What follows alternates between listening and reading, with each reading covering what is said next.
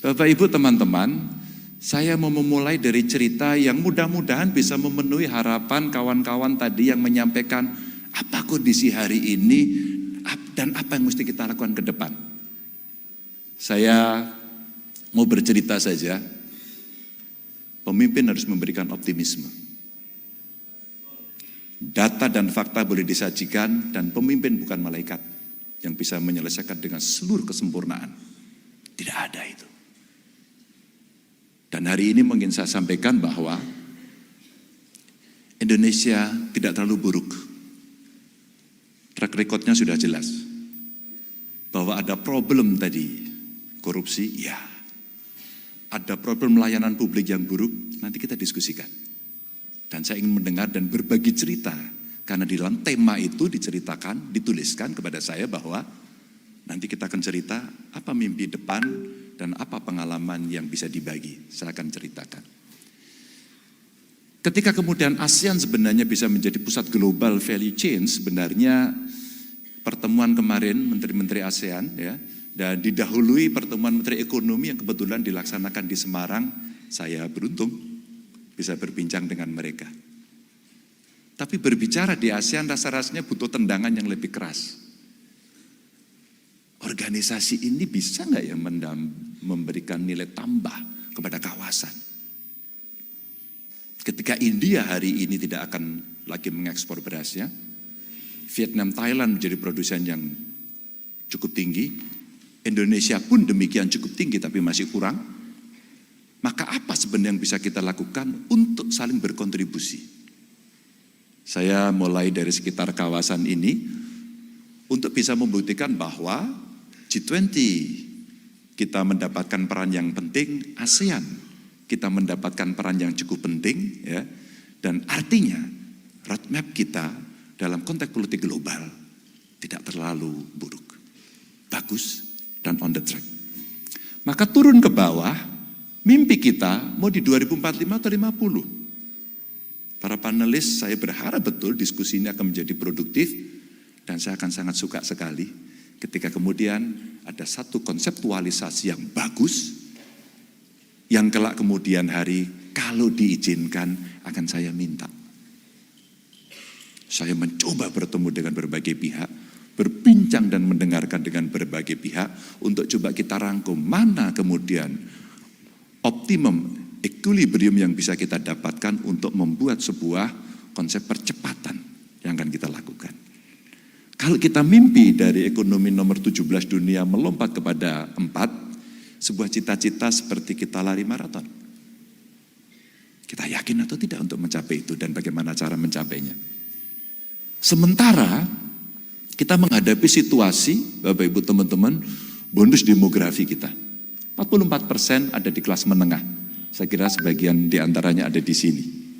Dan kemudian kalau kita lihat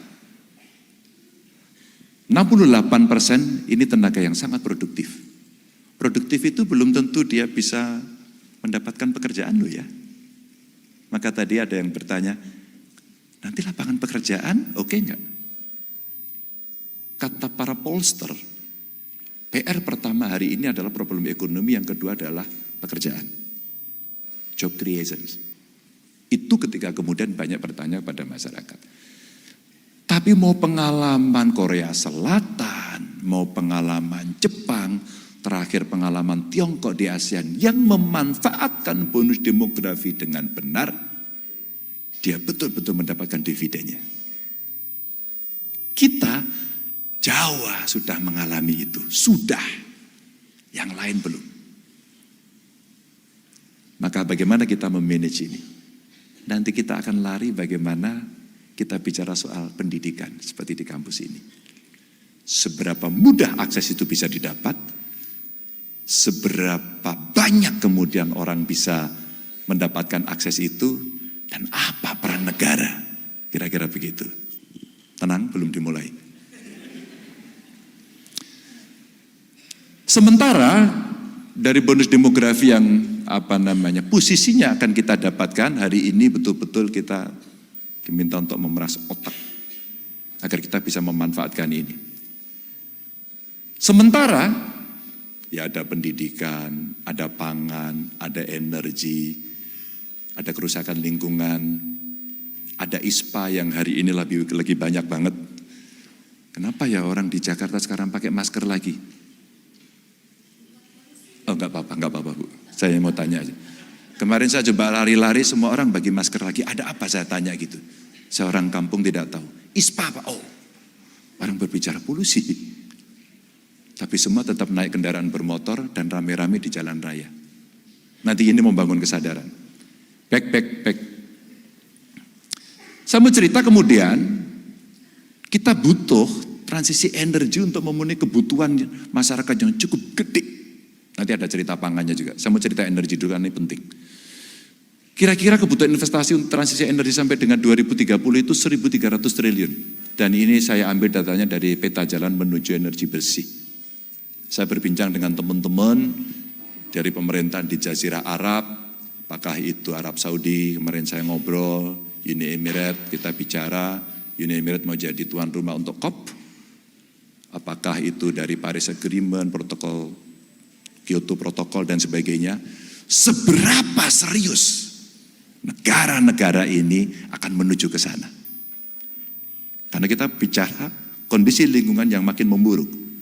Dan bumi kita rasanya, saya tidak membawa datanya, mungkin nanti bisa dilengkapi, kapasitasnya udah terlalu banyak. Maka kalau energinya masih menggunakan fosil, saya kira kita tinggal menikmati kerusakan, ya kesehatan, ya lingkungan. Maka cepat mesti menuju energi baru terbarukan. Tapi belum sukses amat kita. Saya belum melihat posisi yang cukup masif di banyak genteng-genteng yang ada di tempat kita berisi panel surya. Belum. Tapi hari ini pekerjaan itu sudah dimulai meskipun harganya masih cukup mahal. Tapi PR ini Bapak Ibu menjadi penting untuk kita selesaikan. Tapi sisi yang lain, nah ini saya taruh di atas. Ekonomi digital nasional kita itu sampai sekian 2030 ini. Data dari Kementerian UMKM itu nilainya bisa 5.400 triliun. Nanti kita akan lari pada digitalisasi. Anak-anak kita ketika mendapatkan ilmu tentang teknologi informasi dan pengetahuan tentang digital, dia berkreasi dengan sangat cepat, melebihi kecepatan kita semuanya. Saya baca beberapa bulan lalu, toko buku Gunung Agung bangkrut ya. Ada lagi. Saya lihat anak saya sekolah, Prof. Saya masuk ke kamarnya itu, gak ada buku itu. Waktu saya di Pascasarjana tiap hari, fotokopi terus. Terjadi pembajakan sistematis. Hari ini gak ada. Semua ada di sini. Hari ini tidak. Dia diskusi di sini, ketemu dosen di sini, mengerjakan tugas di sini, membaca buku di sini.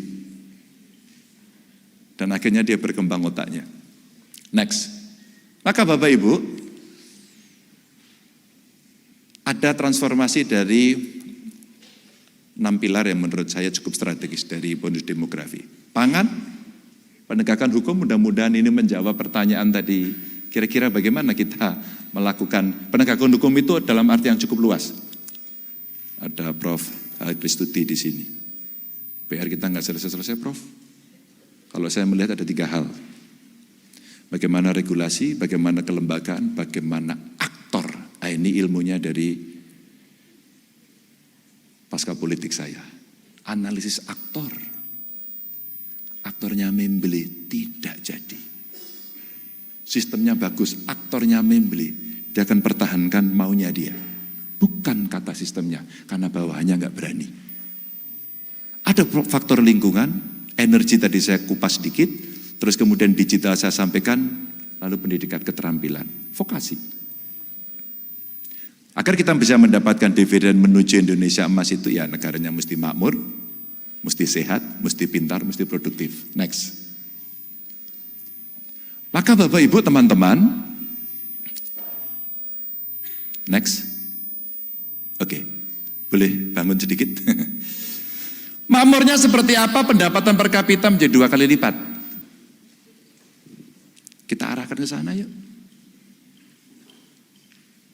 Saya makan waktu umroh kemarin itu ketemu orang, Pak saya orang Indonesia Pak, berapa gajimu? 32 juta.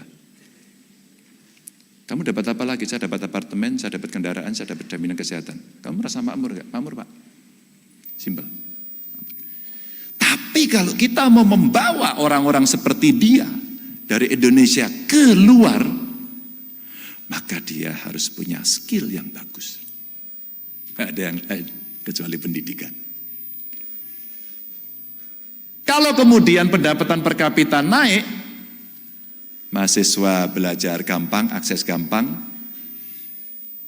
yang mampu ya bayar, tapi yang tidak mampu mesti dijamin, maka dosennya juga mesti nyaman mengajar, meneliti. Ya, saya diwawancara Pak Renat Kasali, kemudian diperbincangkan oleh publik.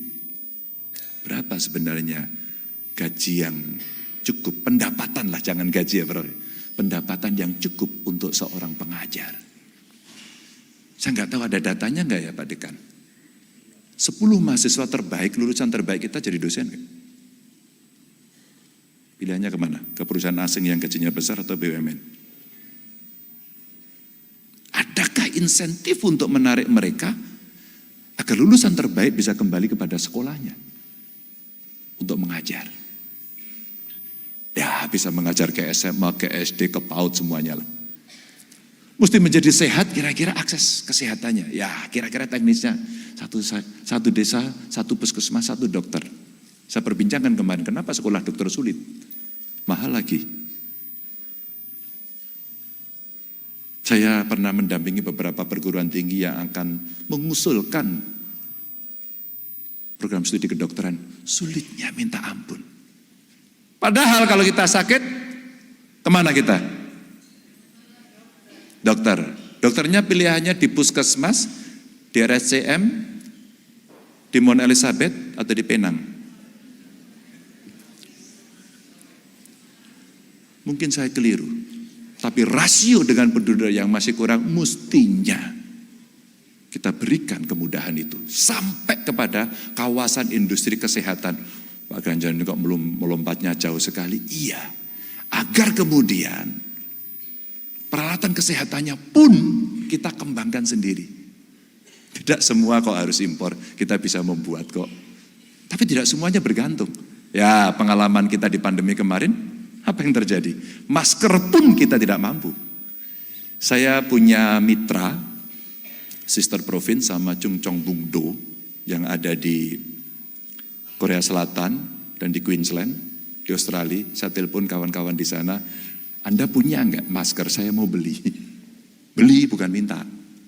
Saya mau beli. Akhirnya dikirim, enggak usah beli Pak. Kita kerjasama dikirim. Oke, dicatetin. Peralatan kesehatannya bisa enggak? Apa yang ada di? Saya mau beli. Dan akhirnya ujung-ujungnya negara yang mampu memproduksi ini ketika oksigen juga kurang adalah Tiongkok. Dan semua ngantri ke sana. Untuk bisa mendapatkan itu, hubnya ada di Singapura. Seperti itulah perdagangannya Bapak Ibu. Untuk sehat. Dan kemudian ada pendampingan kesehatan, termasuk kesehatan mental yang hari ini cukup banyak diderita orang, tapi kita lupa. Lupa untuk merawat isu satu ini. Lupa, stres. Menggunakan gadget itu stres. Banyak orang belanja suami istri gitu kan. Istrinya ketinggalan diem aja, gadgetnya ketinggalan teriak-teriak. Yang ketawa mesti itu mama papanya pernah terjadi. Yang di depan punya pengalaman barangkali. Pintar, 100% lulusan mesti terserap. Dan ini cerita kurikulum. Ini cerita apakah Merdeka Belajar itu bisa berjalan dengan baik. Wajib belajarnya sekarang ya mesti kita tingkatkan 12 tahun. Tapi alhamdulillah pengalaman banyak daerah kalau kita lihat sudah oke. Sudah oke. Cuman kelompok miskin yang seringkali tidak bisa mengakses kemiskinannya tidak cepat teratasi. Saya punya pengalaman soal ini sehingga sekolah kemudian menjadi pintu paling bagus untuk kita bisa menyelesaikan itu. Produktif. Ini saya mendapatkan satu video bagus satu rumah tangga yang mendapatkan aliran listrik, ternyata tidak hanya penerangan yang dia dapat, produksi. Produksi dengan keterampilan yang sangat sederhana. Dia maklun untuk membuat industri mebel, untuk membuat baju, dan hanya dengan modal listrik. Sederhana sekali Bapak Ibu. Dan tentu saja anggaran penelitian dan inovasi. Atau cukup enggak ya? 1% dari PDB. Cukup enggak ya? Waktu ke Samsung saya tanya gedung di belakang itu gede tinggi amat apa? Bro, saya bilang gitu. Research and Development. Gedenya minta ampun. Dan hari ini saya kira Samsung sama iPhone bersaing kuat sekali di pasar. Dengan pendatang baru Huawei yang nanti akan bersaing. Karena Research and Development. Next. 3 fondasi 7 strategi. Tapi kalau kita mau menyelesaikan PR-PR besar itu Bapak Ibu, anggaran kita cukup enggak? Semua enggak ada anggarannya Pak. Ya karena enggak kreatif. Judul saya adalah melipat gandakan anggaran. Saya butuh sebenarnya ruang ini di Fakultas Ekonomi UI.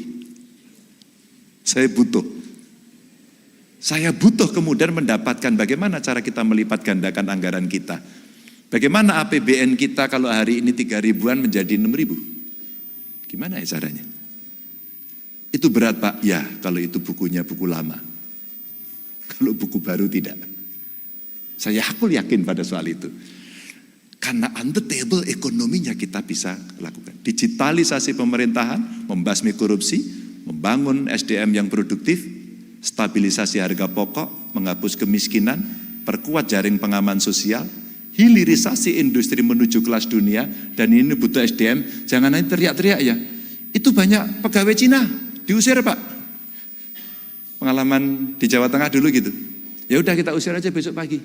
Tapi kamu bisa gantikan enggak? Kalau saya bicara belak-belakan. Gak ada kita bicara, oh iya ya nanti kita akan bicarakan kesuwen. Itu namanya orang sat-set gitu. Meningkatkan nilai tambah infrastruktur dan mengembalikan alam. Ini untuk membalance. Lanjut. Bidang tenaga kerja yang tidak sesuai dengan jurusan itu 53,3%. Contohnya saya. Lulus fakultas hukum, tidak kerja di dunia hukum, jadi anggota DPR. Tapi politik nggak ngerti, makanya saya kuliah Prof. Itu sejarah saya kuliah, jujur aja begitu. Ini politik itu apa toh gitu. Ternyata tahulah dari itu. Upah di bawah UMR masih 49%, tingkat pengangguran terbuka 5,83%. Maka membangun SDM produktif, prioritasnya menurut saya sekarang sekolah vokasi. Saya punya cerita ini kalau Anda tertarik nanti. Investasi dan hilirisasi untuk lapangan kerja yang berkualitas, job creations. Meskipun entrepreneurnya mesti kita ciptakan. Mata kuliah yang sesuai dengan perkembangan teknologi ini adaptif. Adaptif. Saya ngomong sama perusahaan, mau nggak Anda ngambil sekolah vokasi saya dan Anda membuat kurikulumnya? MKDU-nya tetap saya. MKDU-nya tambah satu lagi, teknologi informasi. Coba nanti dimasukkan. Dan ini perbandingan peserta didik saja. Indonesia, Tiongkok, Korea, ya ini kondisi SMA, SMK-nya, ya kita tidak ada yang menang. Perguruan tingginya kita juga tidak ada. Jadi itu sekedar untuk data bacaan Bapak Ibu teman-teman. Lanjut. Maka bagaimana kita memperkuat jaring pengaman, apapun namanya, kalau semua sudah kita berikan, ya pasti gap-nya masih ada. Mesti ada jaring pengaman agar kemudian tidak terlalu senjang begitu.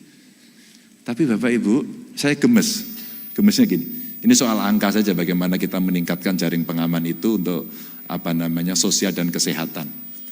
Tapi sisi lain sebenarnya yang harus dapat ini siapa? Teman-teman yang hadir di sini yang dalam 1 minggu ini membeli gas melon, angkat tangan. Dalam 1 minggu terakhir. Boleh angkat tangan? Yang di atas juga? Oke, ada ya? Nggak usah malu. Oh ada. Membeli gas melon ya Mbak ya? Iya, ada. Tersedia. Gampang. Anda orang miskin? Alhamdulillah hanya 1 yang angkat tangan di sini. Saya mau ngasih cerita saja konkret, maaf, jangan tersinggung, ini hanya untuk candaan saya saja. Itulah yang terjadi, padahal udah ditulisi. Karena data kita, satu data Indonesianya belum fix sampai hari ini. Ini PR-nya. Perluas jangkauan dan tingkat akses kesehatan sudah saya ceritakan, tapi basisnya mesti satu data. Next. Bapak Ibu, maka suka tidak suka, kurangi emisi gas rumah kaca itu adalah transisi energi. Kalau kita kemudian sudah mau dan bersepakat, mari kita mesti melakukan bareng-bareng.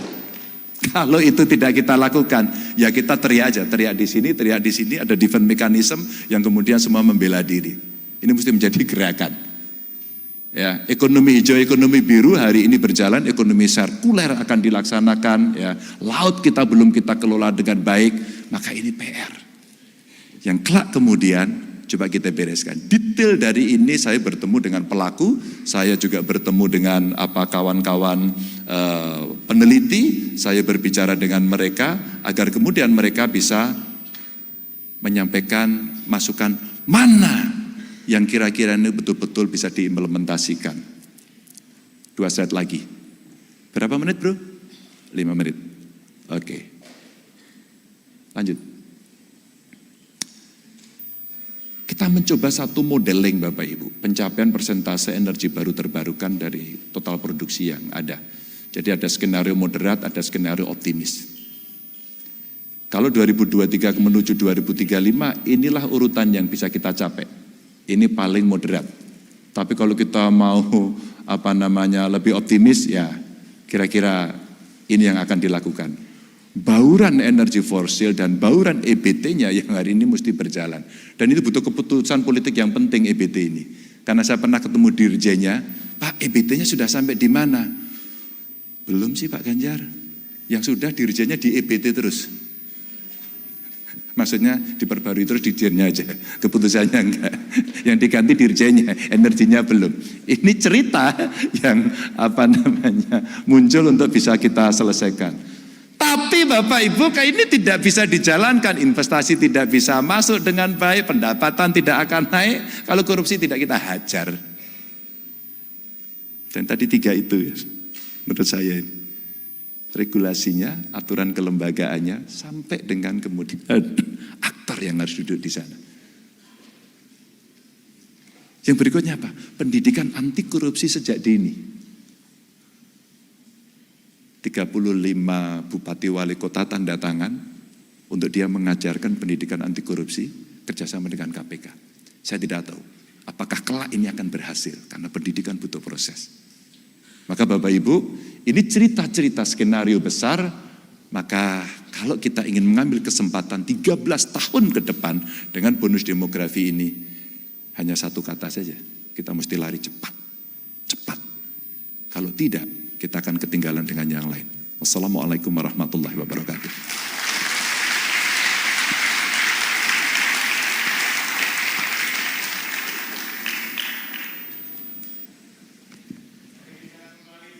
Tepuk tangan yang meriah bagi Bapak Ganjar Pranowo atas pemaparan yang sudah diberikan. Monggo Bapak dipersilakan duduk di sebelah kiri. Iya, betul. Sekali lagi terima kasih Bapak Ganjar atas pemaparannya. Baik, sedikit merangkum pemaparan yang sudah Bapak Ganjar sampaikan. Seperti tadi ada 3 fondasi ya Keisha, yaitu melipat gandakan anggaran, digitalisasi pemerintahan, serta membasmi korupsi. Juga ada 7 strategi, seperti 4 diantaranya yaitu hapus kemiskinan, bangun sumber daya manusia yang produktif, memperkuat jaring pengamanan sosial, dan mengembalikan alam Indonesia. Kita lihat ada begitu banyak tahap atau strategi yang perlu dibangun bersama untuk menuju Indonesia yang tentunya semakin maju ya Keisha. Kita akan sama-sama setelah ini masuk ke sesi diskusi dan tanya jawab Keisha. Baik. Betul, karena